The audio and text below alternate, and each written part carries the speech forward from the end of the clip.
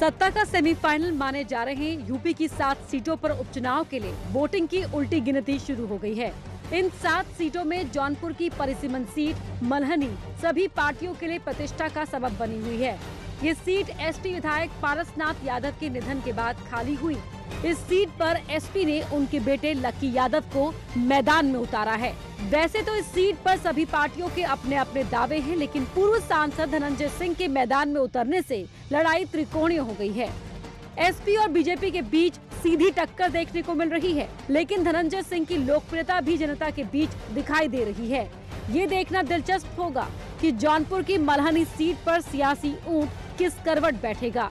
ऐसे में पब्लिक की नब्ज टटोलने के लिए आज ऑटो वाली रिपोर्टर पहुंची मल्हनी।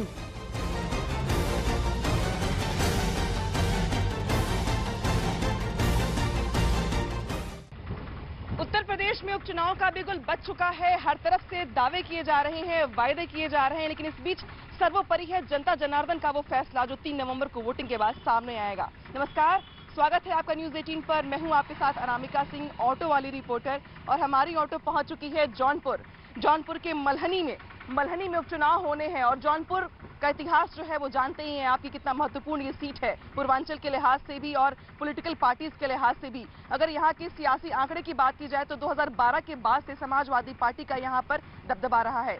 इस बार भी पारसनाथ यादव के निधन के बाद जो उनके बेटे हैं लक्की यादव समाजवादी पार्टी की ओर से मैदान में हैं। बीजेपी की ओर से मनोज सिंह जो कि पार्टी के पुराने कार्यकर्ता रहे हैं, उनको मौका दिया गया है। लेकिन इस लड़ाई को दिलचस्प बना दिया है धनंजय सिंह के नामांकन ने। धनंजय सिंह यहाँ से कई बार सांसद भी रहे हैं, विधायक भी रहे हैं, अच्छा खासा दबदबा है उनका यहाँ पर। लेकिन समाजवादी पार्टी और बीजेपी की फाइट जो होगी, इसमें तीसरी टक्कर जो होगी वो धनंजय सिंह की होगी। और इसीलिए हम जानने के लिए यहाँ पे पहुंच चुके हैं कि इस फाइट में जनता का मूड क्या कहता है, वोटर्स का मूड क्या कहता है। और ये जानने के लिए साथ देगी हमारी ये ऑटो, और चलते इसी से।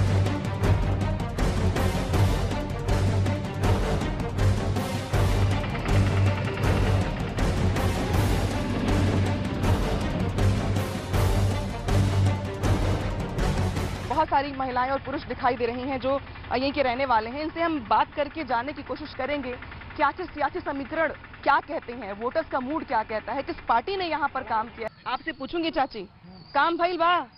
हाँ भाई, जब से हम सब रहे विधायक, तब से हम सब बहुत कुछ पाए।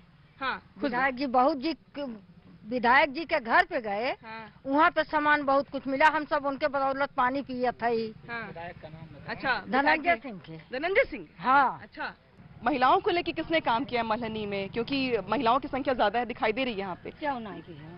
कोई नहीं किया। क्यों ना के धनंजय छोड़ के नहीं की है बा? क्यों न के? हम सब धनंजय किए, जे पहुँचा हम ना अमीर गरीब जे पहुँचा बा। धनंजय भैया सबके सहारा दिए हैं, पानी दिए हैं, सुधे दिए हैं, तेरही दिए हैं, खाए भी देते हैं। इतना बड़ा गाँव बा, केहू दिए ना, एक न दिए बेटा, न मोदी दिए, न केहू सरकार ना दिए।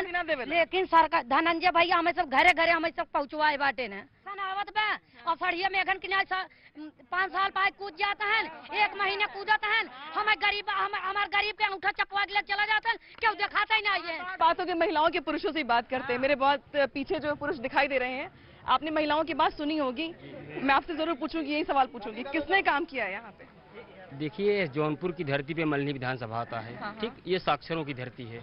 यहाँ लोग जागरूक हैं। इसको आप इलेक्शन के तरीके से न देखिए, इसको आप सिलेक्शन के तरीके से देखिए। सिलेक्शन किसका करेंगे आप? बता रहे हैं, यहाँ की जनता जानती है कि प्रतिनिधि कैसा होना चाहिए, काम कौन करता है, हमारी समस्या का आकलन कौन कर सकता है, विधानसभा में अपनी बात कौन कह सकता है।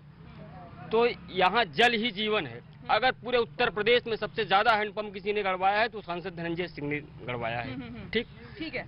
लेकिन ये तो कहते कि भाई योगी जी, मोदी जी ने बड़ा काम किया जौनपुर में। आप लोग भी तो यहाँ के रहने वाले हैं, बताइए क्या क्या विचार? नहीं, कुछ काम नहीं किए हैं। जो कुछ यहाँ पे काम हुआ है, जो अपनी फरियाद, हम तो खुद भुक्तभोगी थे। लाइट बिजली के लेकर पूरा हमारा बस्ती उसमें परेशान था। किस बस्ती से आते हैं? बेलापार गाँव के बस्ती से आते हैं, मुस्लिम बस्ती से। आप यहीं के रहने वाले हैं? किसने काम किया यहाँ पे? बीजेपी ने किया, समाजवादी पार्टी ने किया है, या धनंजय सिंह का जिसका लोग जिक्र कर रहे हैं? जो भी सरकार है सब कुछ न कुछ करता ही है ना। कोई ऐसा थोड़ी है कि नहीं किया। जो काम तो सबने किया है, किसी का कहीं दिख रहा है, किसी का कहीं दिख रहा है। काम तो सब। आपको किसका काम दिख रहा है? काम सभी का अरे दिख भाई रहा। नाम ले लीजिए, कोई दिक्कत थोड़ी है। काम तो हाँ देखिए देखिए देखिए, आपको कुछ सपा बता ने दे। भी काम किया है। सपा ने काम किया है? हाँ किया है ना। काम किया है? हाँ क्या काम किया है? हमारे इधर रोड सब बन गया है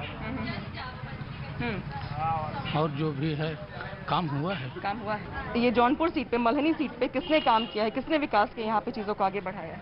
काम बीजेपी भी किया है और सपा भी किया है। समाजवादी पार्टी ने क्या काम किया है? सुविधा जो सही मिला है सबको, जनता को मिली है, सब सुविधाएं मिली। किसने काम किया है यहाँ पे? अरे मैं क्या बताऊंगा। मुस्कुराइए मत, बताइए भाई, चाय के साथ ही बता दीजिए किसने काम किया है। साहब सरकार ने सभी सरकार काम किया है। सरकार में कोई कमी नहीं हाँ, है। घर के आगे सड़क है, हमारे घर के आगे बिजली आती है, बिजली आती है, पीने के लिए पानी आता है, पानी आता है, सब कुछ इलाज मिलता है, गिलास नहीं बनता हमारे यहाँ। इलाज मिलता है, बीमार इलाज मिलता है, सब कुछ मिलता है।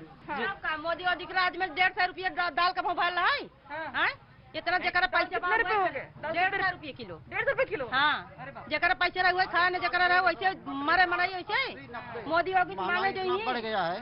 कितना बड़ा है बताओ? ने खाली अब सांसद के लिए आप करेंगे तो किसको करेंगे, आप ही बताओ। 70 रुपये प्याज, 40-45 रुपये आलू और 50-60 रुपये फूल गोभी, बताओ कहाँ मिले? समाजवादी पार्टी बोल रहे हैं, उधर से धनंजय सिंह को लेके देख रहे महिलाएं किस तरीके से बात कर रही हैं। नहीं, महिलाओं से उनसे पूछिए, अगर कोरोना काल में मोदी जी ने, योगी जी ने विकास नहीं किया तो 500 रुपए उनके खाते में आता था कि नहीं? किसानों को 2000 रुपए महीने खाते में आता था कि नहीं? चावल गेहूं सब फ्री था कि नहीं? पूछिए उनसे। 24 घंटे बिजली कर दी गई, ये मोदी सरकार की देन है, ये योगी सरकार की देन है कि नहीं? पूछिए उनसे, है कि नहीं? 24 घंटे बिजली आती है? अभी चुनाव में ये जो चुनाव चल रहा है 24 घंटे तो बिजली नहीं आती, लेकिन चुनाव की वजह से 16-17 घंटे बिजली आ रही है। नहीं, मैं इन्हें आश्वस्त कर देना चाहता हूँ, अब बिजली कभी जाएगी नहीं। 24 घंटे बिजली हमेशा के लिए है।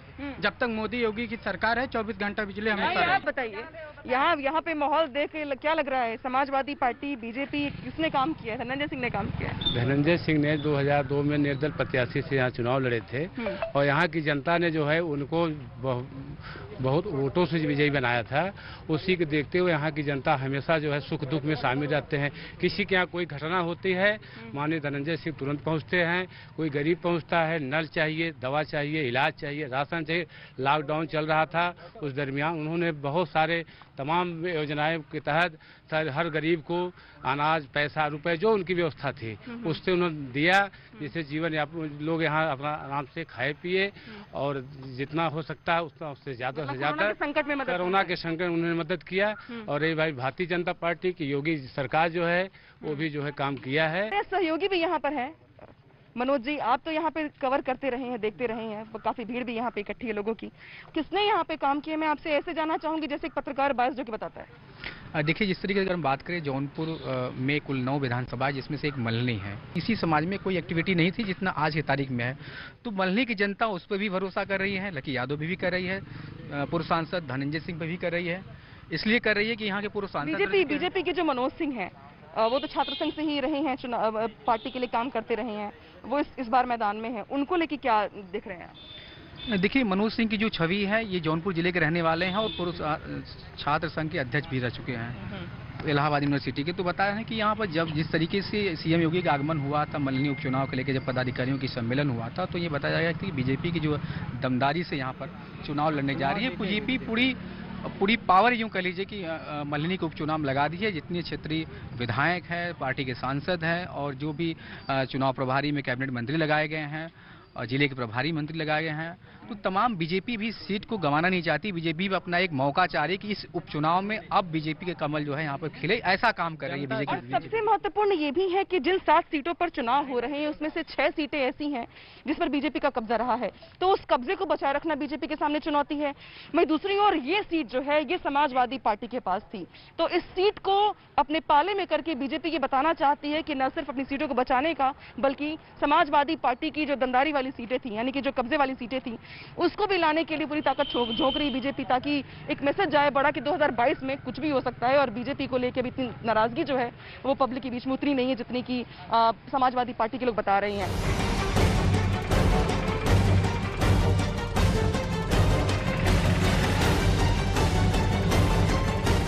डमरुआ सीट पर लगातार हम घूम रहे हैं और घूमते घूमते कम से कम ये तो तय हो गया है कि लड़ाई किसी के लिए यहाँ पे आसान नहीं है, राहें किसी की आसान नहीं है।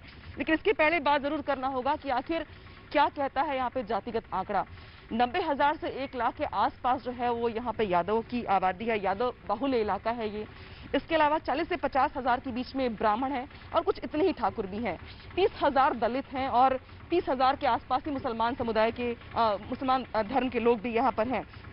डमरू गांव में एक जगह ऐसी मुझे मिली जहां पर मुझे बहुत सारी महिलाएं एक साथ एक जगह पे मिल गई, कुछ पुरुष भी मिल गए। दलित इलाका है यहाँ पे सबसे ज्यादा जो आबादी है वो दलितों की है और इसलिए जानना बेहद जरूरी है कि इस बार जिस तरीके से कमल खिलाने का प्रयास किया जा रहा है बीजेपी की ओर से, तो समाजवादी पार्टी की ओर से कहा जा रहा है कहीं मत जाओ हम ही हैं। लेकिन इस बीच धनंजय सिंह जो हैं वो ये दावा कर रहे हैं कि भाई दलितों के लिए अगर किसी ने काम किया है तो उन्होंने ही काम किया है। मैं एक एक करके लोगों से बात करना शुरू करूंगी और बताऊंगी आपको कि ये महिलाएं जो हैं ये बहुत शिक्षित नहीं है। कम से कम इस इलाके के बारे में ये कहा जाता है कि यहाँ शिक्षा जो है उसका रेशियो थोड़ा कम है। लेकिन बिजली, पानी, सड़क, स्कूल, अस्पताल है या नहीं इस इलाके में, किसने काम किया है, किस पार्टी ने काम किया है, ये जरूर पूछूंगी मैं। मल्हनी सीट पर जिस तरीके से आप देख रहे होंगे उपचुनाव में बीजेपी, समाजवादी पार्टी और भी पार्टीज आगे आ रही, कुछ लोग निर्दलीय आगे बढ़ रहे हैं। किसने काम किया है यहाँ पे और क्या हवा दिखाई दे रही है आपको यहाँ पे? नहीं, यहाँ पे तो किसी ने काम नहीं किया है। समाजवादी पार्टी 2012 से यहाँ पर कोई काम नहीं किया, कोई काम नहीं किया। क्या आपको भी लगता है कि कोई काम नहीं हुआ है? उम्मीद किससे है आप?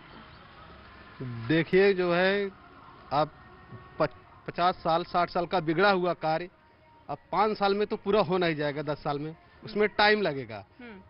क्योंकि देखिए बीजेपी सरकार काम करेगी, क्योंकि अब टाइम भाई लगेगा। सपा काम नहीं करेगी? अरे सपा करेंगे, लेकिन जितना रफ्तार से काम होना चाहिए था जब उसकी सत्ता थी वो काम नहीं कर पाई। काम किसने किया महिलाओं के लिए यहाँ पे? काम तो वैसे कोई ने खास नहीं किया। आप देख रही हैं जहाँ पर खड़ी हुई है क्या हालत है। आप जिस रोड से आई हैं आपने देखी है क्या हाल है।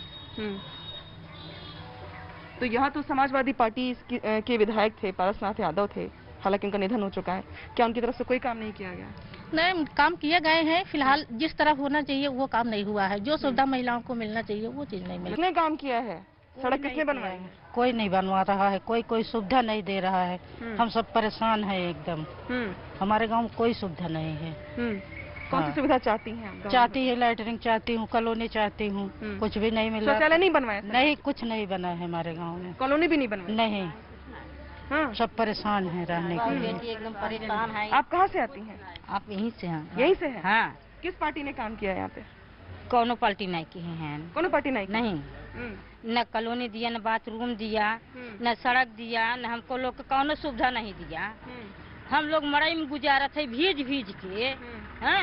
मड़ई में रहेलू? हम मड़ई में रही थे। जितना नेता यहाँ सब हम मड़ई में घुसेर के दिखाई दी। यहीं की रहने वाली? हाँ, यहीं से। अभी किस पार्टी ने काम किया यहाँ पे? शौचालय किसी ने बनवाया? सरकार कोई नहीं। अभी मड़ई देख लेगी तो पगला जाएगी कि कैसे तुम लोग अपना जीवन बिता रहे। इससे पहले आप लोग किसी से शिकायत करने नहीं गए अपने आस पड़ोस के लोगों को? करने जाए, बड़े वाले सुनते हैं तो वो अपना लेके अपने घर जाते हैं। हमें लोग पूछी बड़ा लोग जो पावत हैं गरीबन का आवत जहाँ से, तो सब बड़ा खाते हैं कि छोटे दे। तो हम लोग का करी, मार करे लाए तो नहीं है। हम सुबह चाहे भीज के रही, चाहे मड़ई कुरिया गिर जाए, चाहे दबा के मर जाए, चाहे कैसा भी करी। अस्पताल नहीं किया आसपास? कोई नहीं सुनने वाला। शौचालय बना है घर के? न शौचालय बा, न घर दुआर बा, हमारे तक मड़ई बा, न खेत न बाड़ी। कैसे गुजारा होता है? अरे ऐसे जो मजूरी धतूरी कई के खात है, मजूरियों न पाई करे के बाद ये गाँव ऐसे मजूरी नहीं। आदमी क्या करेला? आदमी ये फरसा झुआ करत रहन, उहा 2 साल से बैठे हैं। लड़कियां खिया दिया भारी बे। और नरेगा में काम नहीं मिल रहा? नहीं, नरेगा में कुछ अपना कर लेते हैं, ले लेते हैं, हमें सब का दें। महिलाएं शिकायत करके शौचालय नहीं बन पाए? नहीं, कुछ न कुछ ऐसा मतलब काम किए हैं, ऐसी बात कुछ नहीं है। उनको थोड़े उनकी तबीयत भी कुछ दिन से खराब थी तो बाहर थे। इसके पहले काम कर चुके हैं, ऐसी बात नहीं है। बस कुछ ही लोग जो है ऐसे शिकायत कर रहे हैं, बाकी ऐसी कोई दिक्कत नहीं है। आपको भी लगता है कोई दिक्कत नहीं है? सपा ने काम किया है? सपा काम किया है। सपा पूरी तरह से इस समय चुनाव माहौल बन रहा है उसका। पूरी तरह से कोई दिक्कत नहीं है। लाइट, बिजली, सड़क काफी पारसनाथ जी काम किए हैं। हम लोग समझो फार्म भरवाते हैं, जो ना फोटो लेते हैं, ड्यूरो करवा के लेते हैं, कहते हैं अगले महीने में देंगे, अगले महीने में देंगे, मगर हमारे लोग को कोई सुनवाई नहीं करते। सब फार्म लेकर के फार्म धर रख लेते हैं, फेंक देते हैं फार्म। कह रहे हैं कि हम ऐसे ही करेंगे, आप लोग करोगे? हाँ बताइए, हमारी सरकार बिजली आती है? कुछ नहीं। पानी मिलता है? कुछ नहीं, अपने पदर से पानी है। हाँ, सरकार नहीं दी है। सरकार नहीं दी, कॉलोनी नहीं दी, कुछ नहीं। प्रधानमंत्री आवास योजना के तहत बहु बेटी परेशान है, ये बाहर भीतर जाए भी नहीं, कहाँ जाए कहाँ ना, जगह न पाती हमरे सबके, रोड पे आके बैठे थे। तो ये समझना चाहिए और ये समझना पड़ेगा पॉलिटिकल पार्टीज के लोगों को कि जौनपुर जो हर मामले में काफी महत्वपूर्ण रहा, पॉलिटिकल पार्टीज भी यहाँ पे समय समय पर उनको मौका दिया गया। समाजवादी पार्टी भी यहाँ पर शासन किया यहाँ पे, और बसपा के लोग भी यहाँ पे कई बार चुन करके आए। लेकिन विकास के नाम पर अगर आप घूमेंगे यहाँ पे, तो जिस तरीके से शिकायतें सुन रहे हैं आप महिलाओं की कि शौचालय तक यहाँ पर इस इलाके में नहीं है, तो कड़ी चुनौती है, बड़ी चुनौती है। साथ ही साथ आकलन करना पड़ेगा पॉलिटिकल पार्टीज के लोगों को कि आखिर किस तरीके से यहाँ पर काम करने की जरूरत है।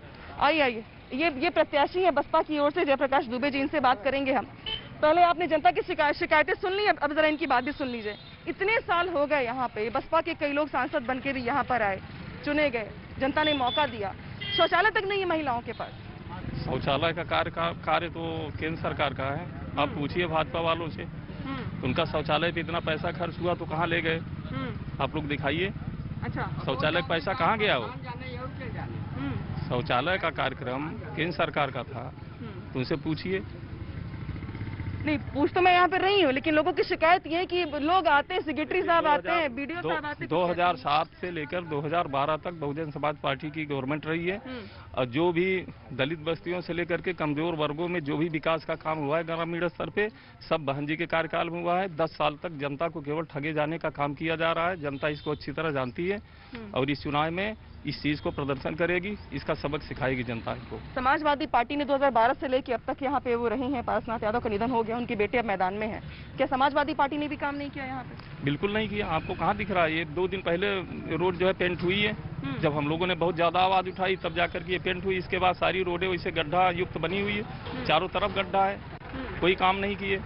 बीजेपी सरकार जो अभी मुख्यमंत्री योगी आदित्यनाथ हैं, प्रधानमंत्री आवास योजना के तहत आवास दिए जा रहे हैं, यहाँ पे मुझे कोई आवास ही दिखाई नहीं दे रहा है। उन लोगों का सारा काम पेपर में है, जमीन पे कहीं कोई काम नहीं है। अगर आप जमीन पे पूरे प्रदेश भर में घूम करके उनके कामों का जायजा लीजिए तो उनका काम केवल पेपर में और मीडिया में है।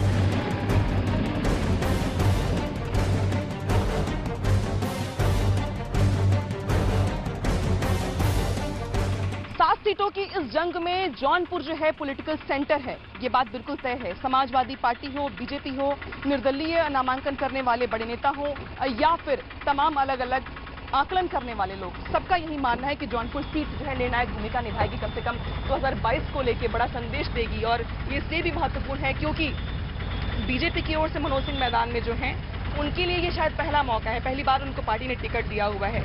समाजवादी पार्टी के जो प्रत्याशी हैं लकी यादव, उनके लिए पहली बार है जब वो अपने पिता की विरासत को आगे लेके जाएंगे। धनंजय सिंह, जिनके पास ये शायद एक बार फिर से निर्दलीय के तौर पे आगे आने का मौका मिलेगा उनको। हालांकि उनकी पत्नी ने पहले नामांकन किया था, लेकिन उनकी पत्नी ने नामांकन को वापस ले लिया और अब वो सिर्फ धनंजय सिंह ही मैदान में है।